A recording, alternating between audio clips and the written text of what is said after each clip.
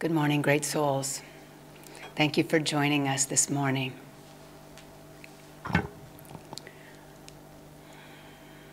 This morning's topic is Crisis and Crossroads. Remain unshaken. And I'm going to start with just a quote, a paraphrase actually, of a post I received this week. It was a quote from Lord of the Rings, a conversation between the young hobbit Frodo and the wise white wizard Gandalf. And Frodo says to Gandalf, "I wish we didn't have to live during these times." And Gandalf said, "Yes, many others wish the same, but these are the times that we've been given. What's important is what we do with the time we've been given." So here we are in a very interesting time. Some may call it a crisis, and some may call it just a great change, and others may call it an unprecedented opportunity to put our lives on pause, hit the pause button, and perhaps hit the pause button for the planet, and introspect and find out, wow, if there is something I'm not doing which I should be doing, or a way that I could be living my life that I haven't been leading, maybe I can look at that now, or take that opportunity to switch gears and start thinking about life in a new way. And I think, given what Keshava was just reading from the affirmation, that so many people do find their security on the material plane and hope that nothing will change, because they have spent a lifetime building up security in a material form. And then when something like this happens, everything changes, and suddenly they are feeling quite insecure.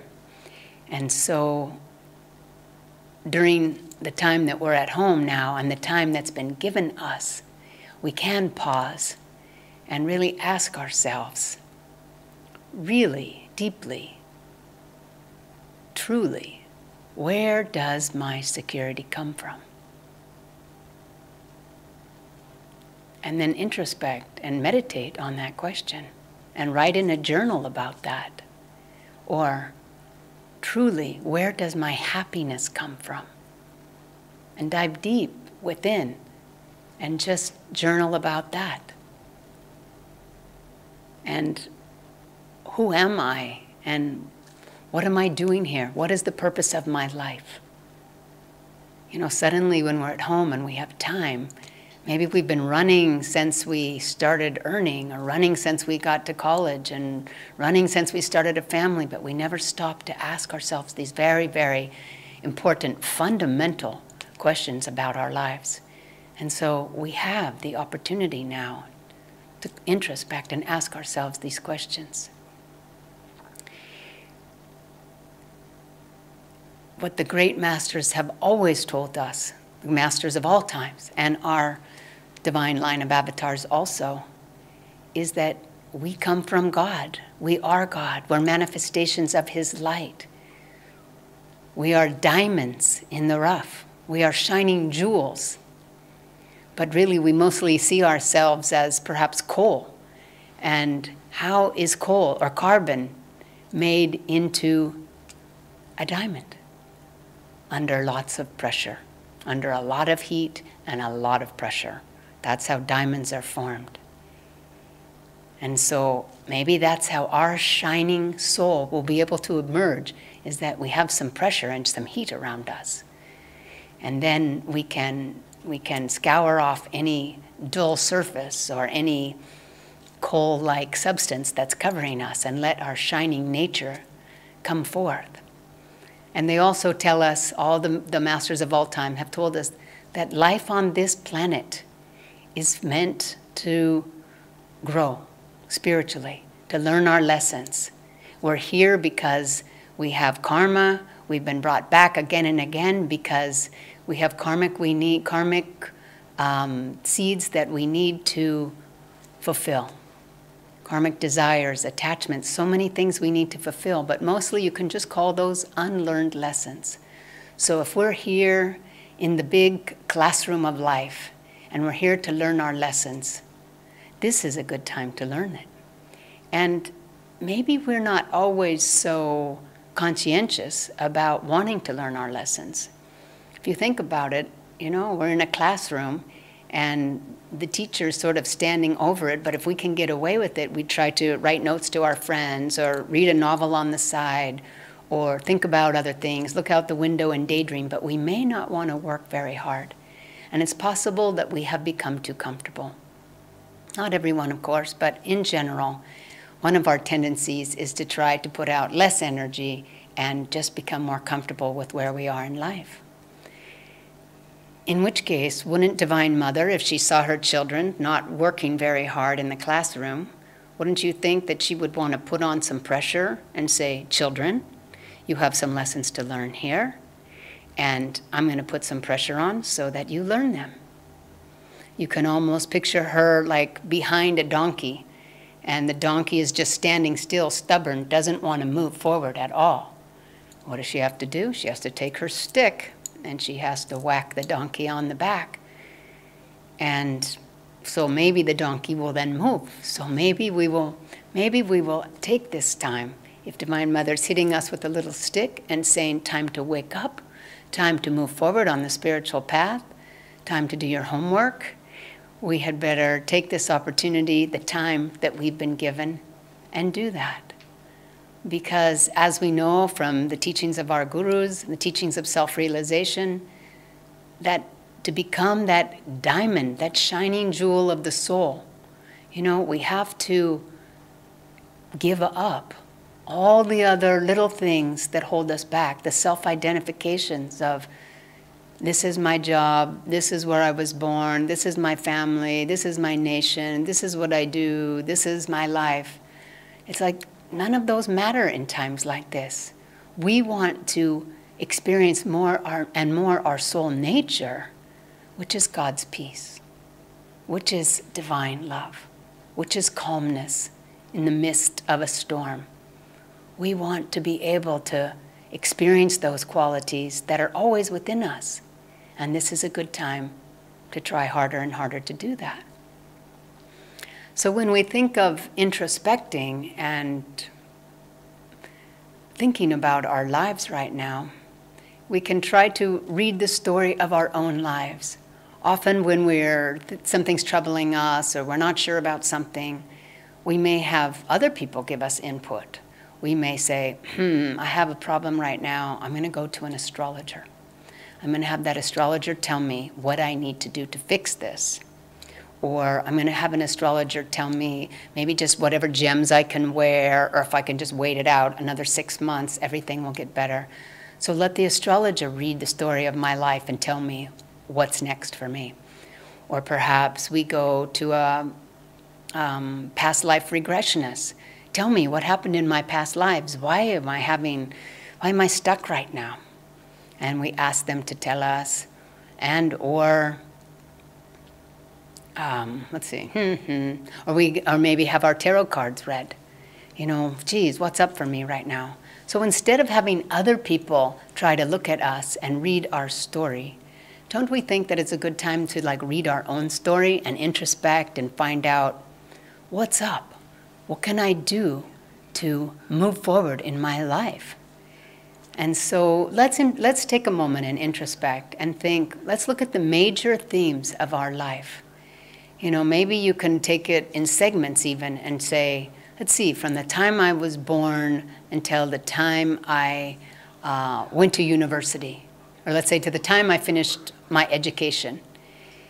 What was the major, maybe 1, 2 lessons that I learned during that whole period of time? Maybe it was my youth, maybe it was going to school, maybe it was something with my family, with my friends. What was my major growth process during that time? What big takeaway lessons from that period of my life? And then you look at that for a moment, write a couple of those ideas down, and then look at the period of life from perhaps when you started going to work and maybe what your work life, out of the whole theme of your work life so far, whether it's being a housewife or going to the office, what is the major thing that you've learned, or the lessons, the takeaway that you've had during that experience in your life? Introspect on that. What are the main things I've learned from myself, about myself? What have I grown? What have I learned through that? And then perhaps we can ask ourselves, in our relationships, in our family life, what are the main things I've learned? What makes me happy? What brings me peace? What brings me suffering within that context? And maybe write those down. And then look at the central theme. Just looking back on all of those, look at the, and then perhaps, maybe you can also look at your spiritual life. So far, from the time maybe you got onto the spiritual path, started meditating, having spiritual friends, perhaps you read books that made a big difference to you, perhaps you found a guru and you're following a guru like most of us are. You know, what were the main takeaways of that period of your life? Which hopefully there are a lot of takeaways from that period. And then just look at your life as a whole. What is the central theme running through your life? And then now, in what we are calling a crisis, what can this crisis teach you? What lesson in life have we not been looking at that we need to learn? What have we perhaps been putting aside because we didn't have time? And now we have the time. So what's right in front of us now? There may be some habit of thinking, some habit of behavior you've been wanting to change. Maybe that will help us to understand how to take the next step forward, because all of us can take at least one next step forward toward the light, toward that peace that we're trying to experience, towards feeling God and Guru's presence more closely, towards meditating deeper. Because really, the things that happen to us are not so important. And if you look back through those life themes, and some of them are all based on what happened to you, I think really what we need to focus is on what we are learning through the things that are happening to us. I know friends that have had cancer. They've had this bout with cancer, and they look back at that time, which was a very big struggle in their life, and they see it as some of the most important time of their life because they grew the most. They reprioritized their lives. They started to understand what was important, and their lives are now different, and they've changed, and they've grown so much in wisdom. And most people would never invite something like that to happen to themselves. But if it changes them forever for the better, and they're living more fulfilled, happy lives, can you call that bad karma, or can you call that good karma? Same thing with other friends who have suffered severe financial loss. They thought the world was ending. You know, all their security was being taken out from underneath them. But they simplified their lives. They started to just spend time doing with what was most important to them. And their lives have changed dramatically. And they also look back at that time. I would have never, ever asked for that. But look how my life has changed and how I've gained in wisdom. And now I would ask for it to happen again. Even though we don't wish it on others, if this is what it takes to hit a pause button in our automatic daily lives where we have not been thinking deeply on where it is we're going and who it is we are. So perhaps we can all simplify our lives. This time is a time that is showing us if we can't leave the house, who are we? What do we do with our time? How do we make decisions? Are we going to spend it all on watching Netflix? Are we going to try to take time to dive deeper into meditation, which we've been wanting to do now for years? Are we going to watch the infinite number of videos of teachers of self-realization that can help us learn about chakras, about karma, about superconsciousness, about the gunas, about the Bhagavad Gita, there's so many opportunities how you can spend your time right now. Bring your energy up. When Keshava and Daya and others were starting the work in Italy, starting Ananda's work in Italy, they didn't have any money. At first they had nowhere to stay. They did not speak Italian. And they just looked at Swami, Swami, what should we do now? And Swami said, you'll figure it out. He said, if your energy is right, and he knew these great souls and he knew their energy was right. He said, if the energy is right, everything will move in the right direction. And even though we may not be able to see the answers of what lies ahead in a month or a year, what's important on the spiritual path is the eternal now. If I have my energy moving in the right direction, if I'm facing the light, if I can feel God's presence, what else matters? Yogananda said, the moments are more important than the years. If we can watch our consciousness in this moment, then the years will take care of themselves. So what are the attitudes that we can nurture and grow during this phase? And maybe we just work on ourselves with these attitudes. Willingness. Willingness to learn. Willingness to work on ourselves. These are the attitudes of a disciple. If we're disciples of these great masters, we have to try to be as good of disciples as we can. Remember Swami Kriyananda, at the end of his life, he said, I don't want to be known as anybody who wrote books or started communities, wrote music. None of that matters. The only thing I want to be known for is that I was a good disciple. And also when we think of the great scriptures of India, who is our shining hero? Hanuman, great disciple of Lord Ram. We want to be good disciples, so we need to work on the attitudes of a good disciple. Willingness, willing to do what needs to be done, to fight the battle of life, to change ourselves. Energy, put out energy in the right direction and control our own energy. Keep our energy in our center, keep our energy uplifted. Control our reactions. Be even-minded and cheerful. Non-attachment. Let's not be attached to the way we thought it was all going to be, the vacation we were going to take next month. Let's not be attached to the way it was. We have to learn to accept. Acceptance is another. Accept what God has given us and do the best with what He has given us and the time He's given it to us. Devotion.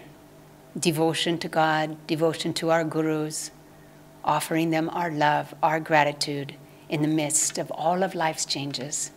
Because they've been telling us all along, life will not stay the same. It will always change. The only way you will find changelessness is in spirit. On the material plane, things will always change. We cannot hold the wave of the sea still. The wave will rise, the wave will fall. And our job is to ride those waves in our center as a surfer and not let any wave throw us off balance. Let's see, devotion, courage. Have courage. We need to have courage. We have Divine Mother, God, these great masters holding us up, guiding our lives. How could we not have courage with these great souls with us always?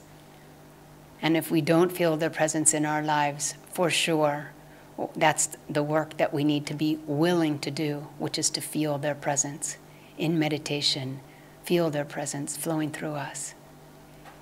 And now that would be the right attitudes of a disciple to develop, as opposed to the wrong attitudes which we want to vanquish immediately, and that would be attachment. We can't have attachment. Get rid of attachment. negativity, depression.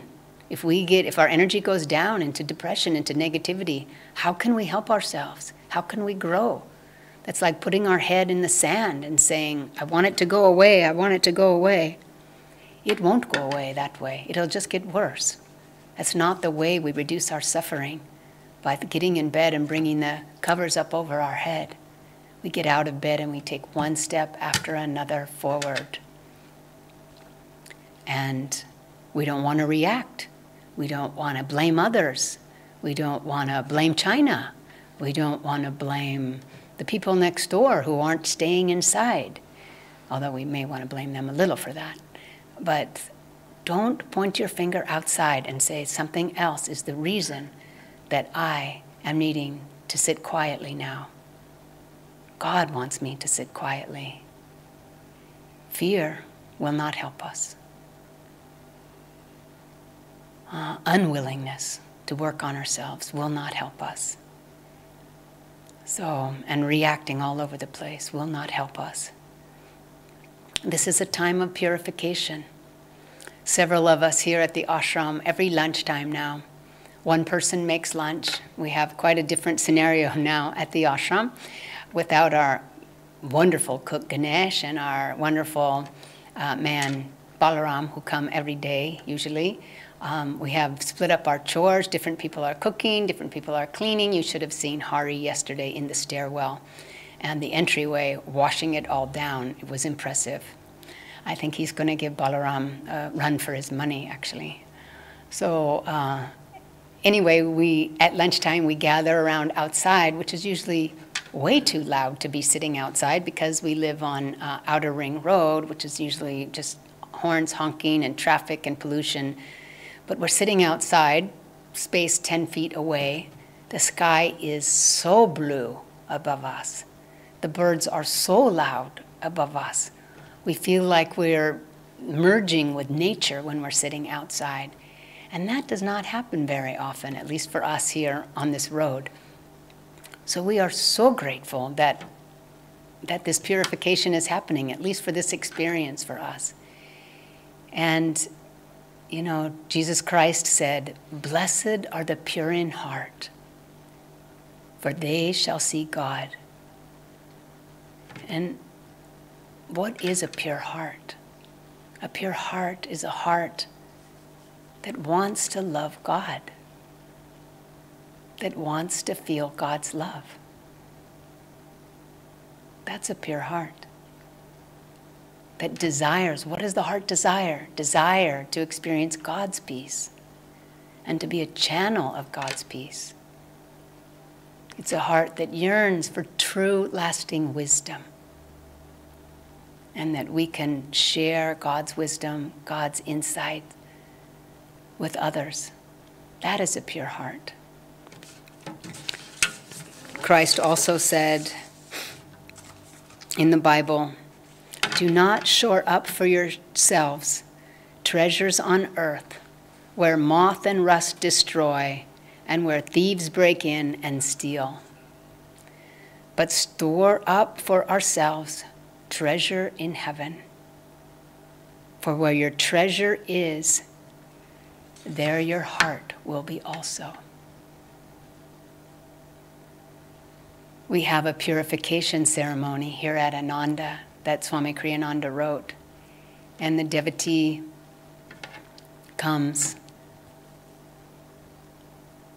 before the Guru and says, "I seek purification by the grace of God." The devotee wants to purify their heart. They want to be free of attachments, of desires, of any limiting self-definition that holds it back from its destiny of becoming a glorious, shining soul. So purify my heart of anything that keeps me from that. I seek purification by the grace of God. And then the Master says, "Open your heart to me, and I will enter and take charge of your life." We have to offer our hearts love, devotion to God, to Guru, so they can come in and take charge of our lives. they can do a much better job of running our lives than we can. Or we can ask them, what is your will for my life? Not my will. What is your will for my life? Now that's a pure heart. That's a pure heart. I'd like to end with this letter that Yogananda wrote to a devotee in Pune, India, in 1951. And I'm not reading the whole letter, but I'm reading quite a bit of it. He said, "Dear sir, I have received your letter. Thank you for writing to me about your difficulties. Do not be discouraged by them, but realize that for many lives you have been used to following habits or whims. And now, when you are trying to bring the mind under your control, it naturally rebels against such discipline. Keep trying to better yourself. No one can do this for you. You must whip the mind into submission through the constant application of willpower." I actually misread one of the sentences. You have been used to following habits or whims of the mind. Habits or whims of the mind. And now he's saying you must whip the mind into submission through the constant application of willpower. Remember that you are a child of God, created in His divine image. Be not discouraged when you fall, but lift yourself again and again out of your mental lethargy by longer, deeper periods of meditation. If you apply the teachings every day, you will see yourself change. Do not expect to change all at once, but by continuous effort and faith in God, the change will take place. Above all, love the Father. In spite of your weaknesses, love Him unconditionally and mentally surrender yourself to Him. Start right now doing little services for others, no matter how small they may be. Feel that you are serving God in them. And should you fall in trying to lift yourself, get up and try. Try again. Never allow yourself to feel discouraged. God bless you and your family. My prayers will be with each of you. Very sincerely yours, Paramhansa Yogananda. As Daya was saying, many of us are experiencing a dramatic lifestyle change at the moment. That's no surprise. And maybe you're staying home for a period of time. How long? Weeks, months, is unknown. Our lives have changed and the world has changed, and our future is going to be different.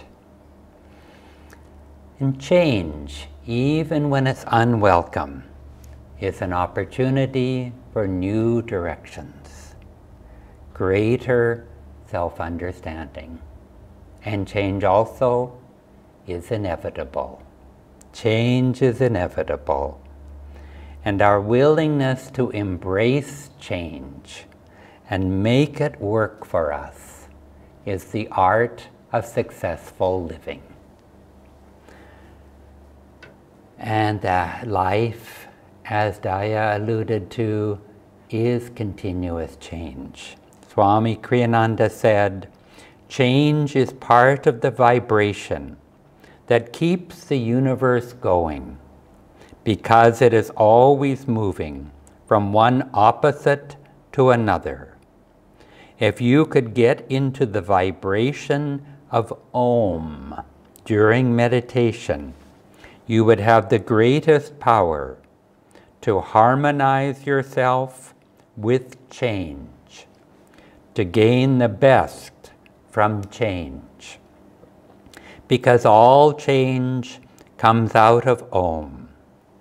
You'll find that when you are in Om, nothing can touch you." And Sri Krishna also tells us how to embrace change.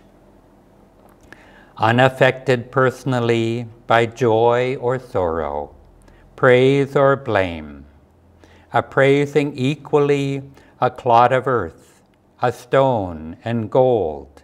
He doesn't distinguish among others according to whether they treat him well or badly, uninfluenced by honor or dishonor, equally gracious toward friend and foe, free from any motivation of personal ambition. These things accompany one who has transcended the three qualities of nature, the gunas, the three gunas. Here Krishna describes someone able to be unaffected and uninfluenced by outward things that usually affect and influence us a great deal.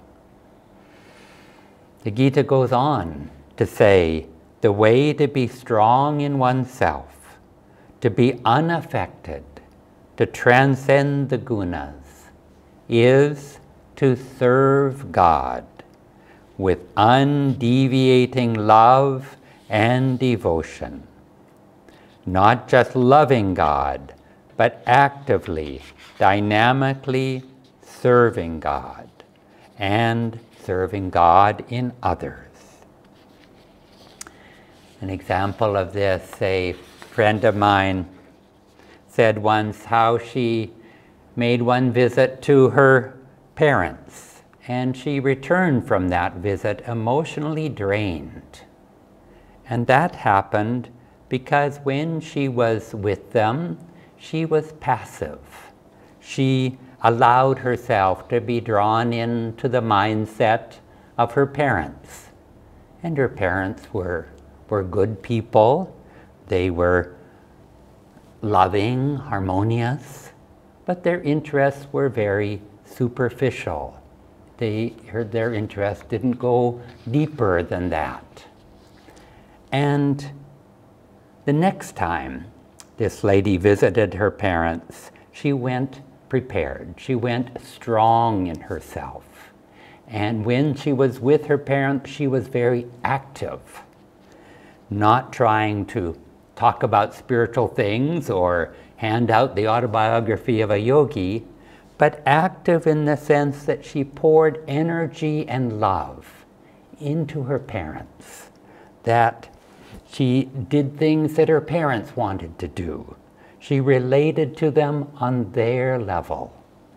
And they felt truly loved at the end of that visit, and she maintained her own center.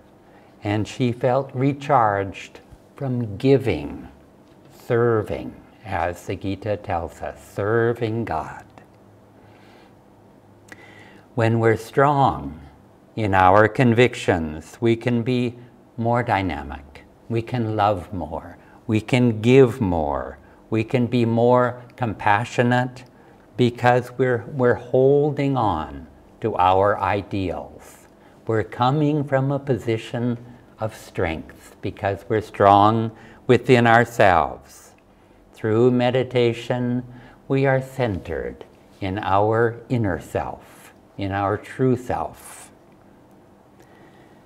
And when our lives change, we naturally experience a stress response to some degree. How might this virus affect the world economy, the migrant workers, my own job, the business that I had to close, my investments? So many unanswered questions, and we might feel frozen, we might feel overwhelmed. And let's try to think more freely about change. And also I'll introduce to you an introspection. And I'm going to suggest several questions that we can introspect on. And we'll start together, and then we'll give you all of the questions so that if you feel to, you can continue on your own to complete the others. We'll post these questions And so you'll be able to see them after this program. The first question, and if you have a way to write this down, write down a couple of spiritual goals. Just 2 or 3 is fine. Spiritual goals that you have, not for your lifetime, but let's focus on the next few months, for this year. Take a moment right now, if you have the means, write down these spiritual goals, what you want to achieve, what you want to work towards. And we'll give you a couple of moments to do that.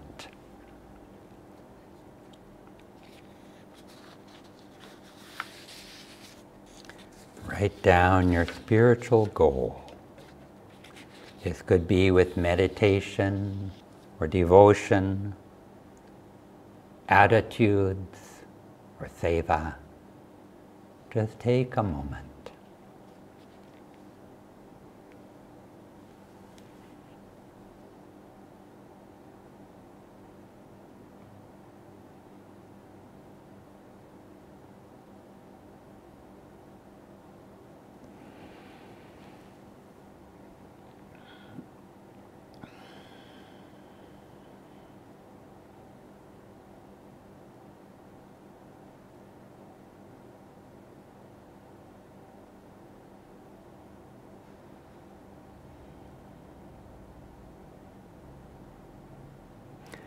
Now let's look at the second question.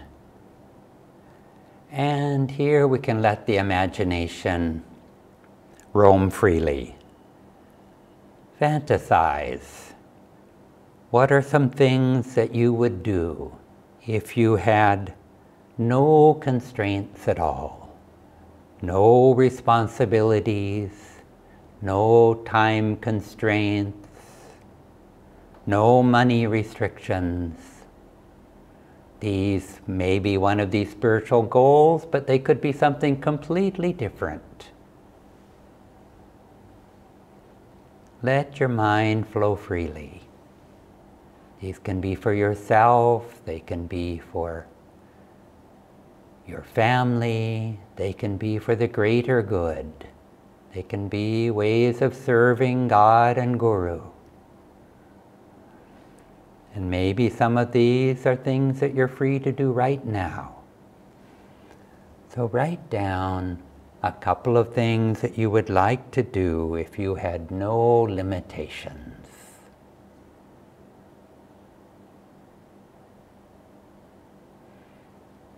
Complete freedom.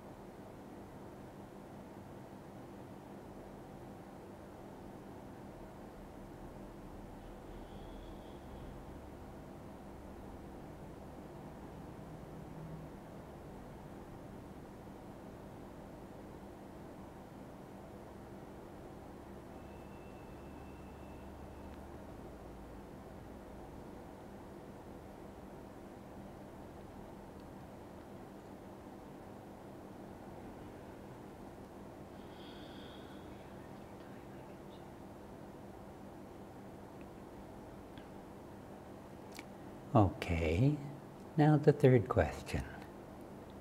What are some obstacles stopping you from doing the things that you would like to do? What are some obstacles that prevent you from doing one or more of these wonderful things that you could do in your imagination?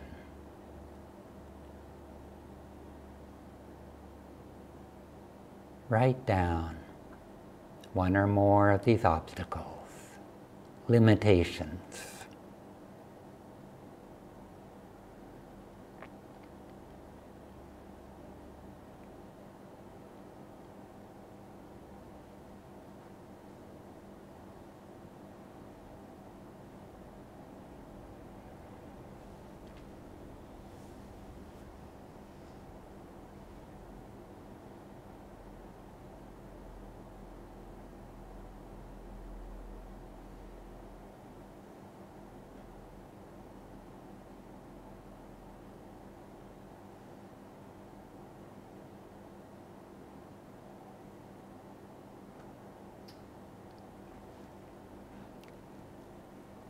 Okay, and so reality, of course, is somewhere between these two. Our list of spiritual goals, of our imaginary list of things we would like to do, and the obstacles, the limitations. And so our next question, and we'll leave it at that today, our next question is, taking into account what's really impossible, choose what can you realistically do in these list of things that you would like to do, spiritually or otherwise. Choose which ones are real, which ones are practical and possible.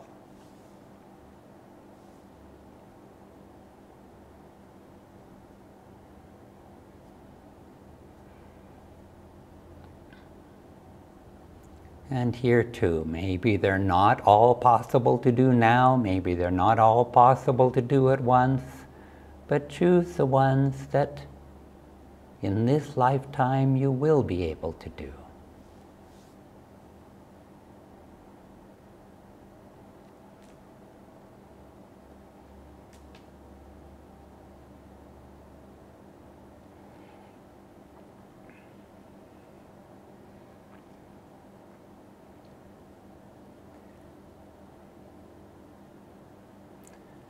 Okay, now there's a couple more questions, and we'll try to show on your screen all of these questions right now, the ones that we've already answered, and a couple more that are coming up.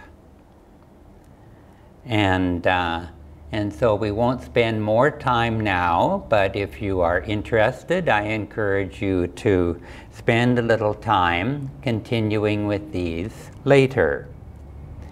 With these ones that we've chosen that are realistic, that are possible to do, out of those, if there's more than 2 or 3, choose 2 or 3 goals that you want to start working on now, or you want to continue to work on now. And with those, as I say, I won't give you time to do this now, just explaining the questions. With those 2 or 3 goals, how will you go about accomplishing these? Step by step. What can you do now? And then, next question, number 7, if your daily routine has changed under lockdown, how can you adapt your new schedule to help you accomplish those above goals now in the days that we have right now? And then in addition, if your daily routine has changed, also introspect on ways to include your family members, to include meaningful family activities, the rituals or sharing. Think in new ways about family dynamics and communication and doing deeper activities, deeper, more meaningful activities together, so that your time has structure and purpose. It's not just one vacation day after another, or as Daya says, to have our time being eaten up by Netflix and the like. And so not only give yourself a structure, but also give your family life a structure. Some new rituals that are meaningful that you can do together. And so we'll give you those to look at later if you would like. But to conclude, tests and challenges and karma, change, come to us not for punishment, but as Daya said, for what we can learn from them, for the lessons to learn. And if we can just remind ourselves of God, of His constant presence, that can help us to adjust and to meet every test in exactly the right way.